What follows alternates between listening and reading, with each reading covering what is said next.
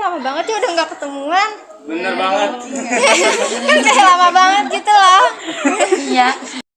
By the way, kalian paham nggak materi bahasa Indonesia kemarin? Oh, aku sedikit paham sih yang tentang paragraf itu kan. Nah iya bener.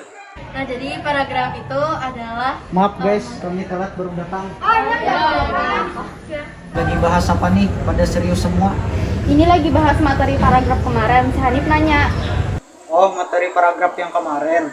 Intinya kemarin yang dijelaskan paragraf itu merupakan suatu kesatuan pikiran yang lebih luas dari kalimat.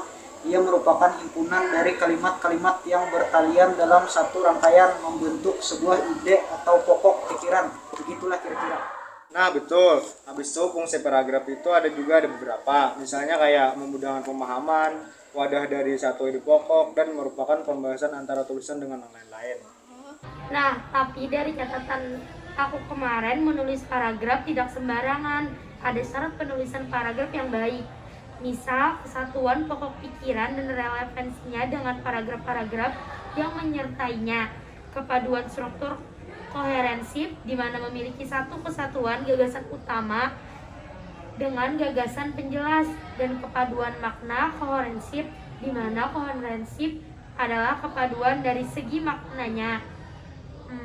Terus apalagi ya? Oh iya, aku ingat juga syarat dari paragraf ya. Jadi yang aku ingat adalah kelengkapan yang terdiri dari kalimat utama dan kalimat penjelas. Kemudian keterkaitan antara satu paragraf dengan paragraf lainnya dapat dilakukan dengan cara menggunakan kata kunci, menggunakan kata penghubung, konjungsi. Nah, iya itu sisanya. Tapi yang kubaca dari materi kemarin, syarat paragraf yang baik itu memiliki kelengkapan gagasan utama atau topik utama, ada kalimat utama, dan ada kalimat penjelasan.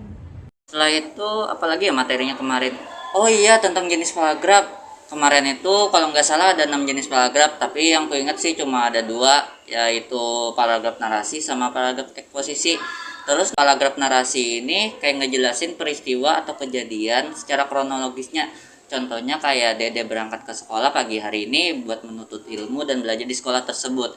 Terus ada lagi paragraf eksposisi. Paragraf eksposisi ini kayak ngejelasin peristiwa, menceritakan kembali suatu peristiwa. Contohnya kayak berita di surat kabar atau koran ataupun media sosial. Itu aja sih yang aku tahu kemarin itu. Nah, selanjutnya kan ada paragraf deskripsi. Paragraf deskripsi adalah paragraf yang menguraikan atau melukiskan tentang suatu objek, gagasan maupun peristiwa. Nah, penulis itu menulis mengharapkan pembaca dapat melihat, mendengar, dan merasakan apa yang ditulis oleh si penulis itu. Contohnya, wanita ini sungguh cantik dengan rambut keribonya, terus hidungnya mancung dan matanya biru.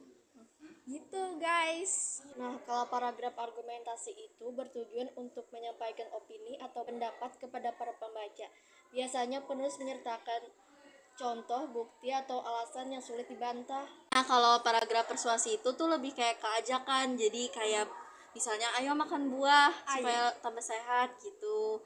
Dari pembaca, misalnya dari penulis untuk membaca kayak gitu sih. Oh, gitu. Nah, yang terakhir ada paragraf hortatorik, yaitu paragraf yang berisi opini penulis tentang suatu isu dan disertai dengan argumen-argumen yang mendukung.